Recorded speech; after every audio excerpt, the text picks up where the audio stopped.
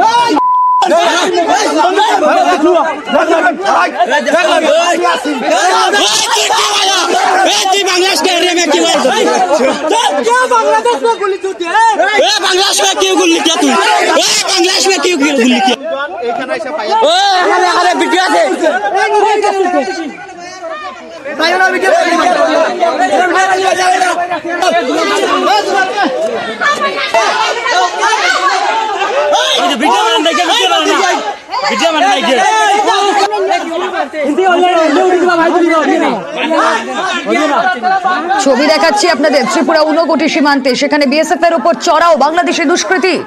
হামলা বিএসএফ এর উপর। ত্রিপুরা সীমান্তে বিএসএফ এর উপর হামলা, ব্যাপক উত্তেজনা। তিন সীমান্তে তিন উত্তেজনার ছবি আপনাদের দেখিয়েছি আমরা। দেখাচ্ছি এই মুহূর্তে ত্রিপুরার ছবি। ত্রিপুরা সীমান্তে বিএসএফ এর উপর হামলা, বাংলাদেশি পাচারকারীদের হামলা। পাচারকারী ধরতে গিয়ে হামলার মুখে বর্ডার সিকিউরিটি ফোর্স।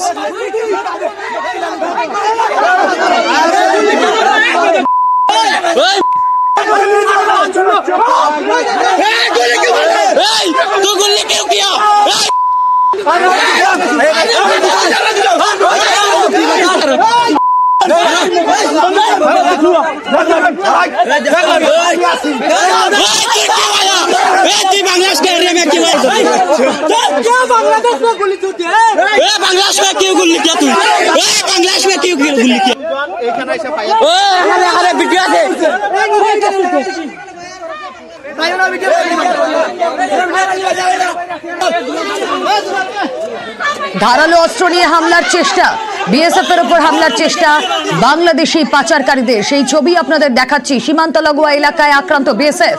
পাচারকারীদের ধাওয়া করেন বর্ডার সিকিউরিটি ফোর্সের জওয়ানরা, কিন্তু সেই সময় বিএসএফ এর উপর উল্টে চড়াও হয় বাংলাদেশি পাচারকারীরা।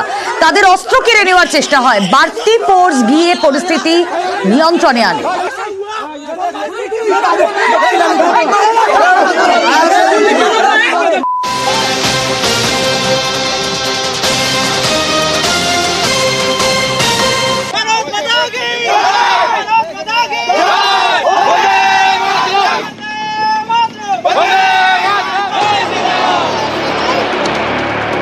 মালদার কালিয়াচকের সুখদেবপুর একেবারে ভারত বাংলাদেশ সীমান্ত।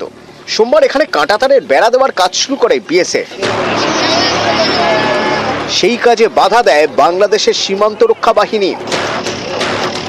বর্ডার গার্ড বাংলাদেশের জওয়ানদের সঙ্গে সেদেশের কয়েকজন নাগরিকও ছিলেন বলে দাবি। মালদার বাসিন্দারা তেড়ে গেলে পিছু হটেন বাংলাদেশিরা।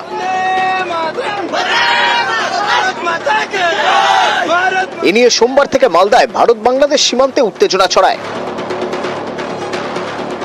মঙ্গলবার সুখদেবপুর সীমান্তে বেড়া দেওয়ার কাজ শুরু করে বিএসএফ। তখনও সীমান্তের ওপারে সেদেশের নাগরিকদের নিয়ে দাঁড়িয়ে বিজিবি। এপারেও বিএসএফ এর পাশে দাঁড়ান স্থানীয়রা।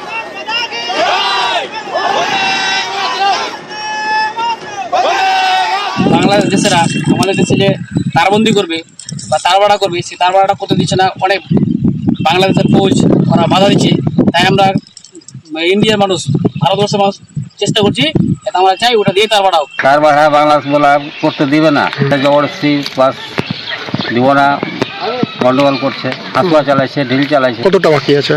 ধরেন 1.5 কিলোমিটার। তার বাড়াটা হলে আমাদের সুবিধা আছে, উগ্রবাদী ঢুকতে পারবো না। আমরা বলছি তার বাড়াটা হোক।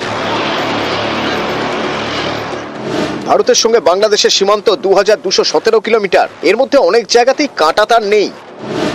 মালদা, মুর্শিদাবাদ, নদিয়া এবং উত্তর 24 পরগনার সীমান্তের বড় অংশে ফেন্সিং নেই।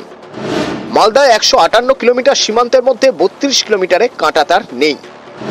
মুর্শিদাবাদে ভারত বাংলাদেশ সীমান্ত 272 কিলোমিটারে। এর মধ্যে 200 কিলোমিটার সীমান্তে কাঁটাতারের বেড়া নেই। নদিয়ায় ভারত বাংলাদেশ সীমান্ত রয়েছে 265 কিলোমিটারের। এর মধ্যে 21 কিলোমিটারে কাঁটাতার নেই। উত্তর 24 পরগনায় ভারত বাংলাদেশ সীমান্ত 214 কিলোমিটারের। এর মধ্যে 103 কিলোমিটারেই কাঁটাতার নেই। কোচবিহারে 500 কিলোমিটার সীমান্তের মধ্যে 50 কিলোমিটারে ফেন্সিং নেই। দার্জিলিংয়ে 25 কিলোমিটারের মধ্যে 3.5 কিলোমিটার খোলা। 120 কিলোমিটার সীমান্ত রয়েছে জলপাইগুড়িতে। এর মধ্যে 17 কিলোমিটারে ফেন্সিং নেই। উত্তর দিনাজপুরে 227 কিলোমিটারে ভারত বাংলাদেশ সীমান্ত। এর মধ্যে 7 কিলোমিটারে কাঁটাতার নেই। দক্ষিণ দিনাজপুরে 252 কিলোমিটার সীমান্ত, 25 কিলোমিটার কাঁটাতারহীন। বিএসএফ এর দাবি, গত কয়েক মাসে বাংলাদেশ থেকে অনুপ্রবেশের সংখ্যা বেড়েছে, তাই মালদায় কাঁটাতারের বেড়া দিচ্ছিল বিএসএফ। সেই কাজে তাদের বাধা দেয় বিজিবি। কিন্তু কেন? বাংলাদেশ কি যুদ্ধের জিগির তৈরি করতে চাইছে? কয়েকদিন আগেও সীমান্ত লাগোয়া রাজবাড়িতে মহড়া দেয় বাংলাদেশি সেনা। বোমারু বিমান উড়িয়ে ট্যাঙ্ক নিয়ে মহড়ায় নামে পদ্মাপাড়ের সেনাবাহিনী। মোহাম্মদ ইউনূসও যুদ্ধ হাওয়া তৈরি করছেন। প্রশিক্ষণেই সর্বোত্তম কল্যাণ এই মন্ত্রে উদ্বুদ্ধ হয়ে আধুনিক ও যুগোপযোগী প্রশিক্ষণের মাধ্যমে আভিযানিক দক্ষতা অর্জন করে দেশের সার্বভৌমত্ব রক্ষায় বাংলাদেশ সেনাবাহিনীর সদস্যগণ সর্বদা প্রস্তুত থাকবে। ভারত বিদ্বেষ উস্কে দিতে কোমর বেঁধে নেমেছেন কট্টরপন্থীরা। বাংলাদেশকে তারা যদি মনে করে পঙ্গু করবে, এটা তাদের জন্য ভুল ধারণা। বাংলাদেশকে সহযোগিতা করে যাতে নির্বাচিত সরকার না আসতে পারে, ভালো ভোট না হয়, এটা তারা চেষ্টা করছে। আমি বর্তমান সরকারকে বলবো, ওই ফাঁদে আপনারা পা যেন না দেন। নিউজ 18 বাংলা।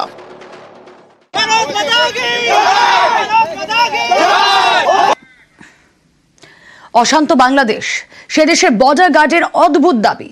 ভারত বাংলাদেশ সীমান্তে কোদালিয়া নদীর কিছু অংশ বাংলাদেশের বলেই দাবি বিজেপির। বাংলাদেশের বর্ডার গার্ডের এক সিনিয়র অফিসার যে মন্তব্য করেছেন, যেন একই জায়গায় কোনো অধিকার ছিল না তাদের। সেই অধিকার এতদিনে অর্জন করেছে বাংলাদেশ। আদৌ কি তাই? কারণ ভারত বাংলাদেশের সীমান্ত তো নির্ধারিত, দুদেশের সীমান্ত নিয়ে কোনো বিবাদ নেই। তাহলে কেন এই ধরনের অদ্ভুত দাবি বিজেপির? প্রশ্ন উঠছে। নদীটি দেখতে পাচ্ছেন, এটা স্থানীয়ভাবে এই নদীটার নাম হচ্ছে কোদলা নদী। আর আমরা অফিসিয়ালি এটাকে আসলে কোদালিয়া নদী হিসাবে জানি। আগে যেটা হতো যে বাংলাদেশি কোনো নাগরিক যদি এই নদীর কাছাকাছিও আসতো বা নামার চেষ্টা করত, তখন আমাদের প্রতিপক্ষ কর্তৃক তারা বাধাপ্রাপ্ত হতো। যেটা গত কিছুদিন ধরে আমরা এটাকে উতরিয়ে এসেছি। বর্তমানে এই নদীটা যেহেতু বাংলাদেশের সীমান্তের অন্তর্ভুক্ত, এখন এই নদীতে পুরো আধিপত্য এবং নদীর পুরো অধিকার যেটা, সেটা আমরা প্রতিষ্ঠা করেছি। এবং বর্তমানে আমাদের প্রতিপক্ষ কর্তৃক আমাদের যারা স্থানীয় জনগণ আছে, তারা কোনো রকমের বাধার সম্মুখীন হচ্ছেন না। এবং আপনারা দেখছেন যে আমার বাম পাশে যেই নদীর উপরে দেখছেন, এখনই আমাদের লোকজন প্রায় কাজ করছে, বাংলাদেশি মানুষ যারা মাছ ধরার চেষ্টা করছেন। এই অবস্থাটা গত প্রায় 2 সপ্তাহ ধরে আমাদের এখানে চালু আছে। যদিও এই দাবি ভিত্তিহীন বলে জানিয়ে দিয়েছে বিএসএফ। আন্তর্জাতিক সীমান্তের অখণ্ডতা রক্ষা করে বিএসএফ আন্তরিকতা ও নিষ্ঠার সঙ্গে সীমান্ত পাহারা দিচ্ছে। 2024-এর 19 ডিসেম্বর বিজিবি সদস্যরা নদীর ওপর নিয়ন্ত্রণ পেতে মোটর চালিত নৌকা এবং এটিভি ব্যবহার করে 24 ঘন্টা টহল শুরু করেছিল বলে যে দাবি করছে, সেই দাবি মন গড়া গল্প ছাড়া আর কিছুই নয়। বিজিবির করা মিথ্যে এবং বানানো দাবিগুলো দৃঢ়ভাবে অস্বীকার করা হয়েছে। বিএসএফ আশ্বস্ত করে যে ভারতের ভূমির 1 ইঞ্চিও দখল করা হয়নি বা প্রতিপক্ষের দ্বারা দখল করা যাবে না। সেক্ষেত্রে বাংলাদেশের বর্তমান পরিস্থিতিতে কেন এই ধরনের দাবি করছে বিজেপি? তাহলে কি শুধুমাত্র সীমান্তে উত্তেজনা ছড়ানোর জন্যই এই দাবি? ভারত বাংলাদেশ দুই প্রতিবেশী রাষ্ট্র, দু দেশের নাগরিকদের কথা সংস্কৃতি একই ধরনের, যাতায়াত বাধাহীন। এই প্রেক্ষাপটে যদি এই অংশ বাংলাদেশের হয় তাহলে তা বাংলাদেশের নাগরিকরাই ব্যবহার করবে।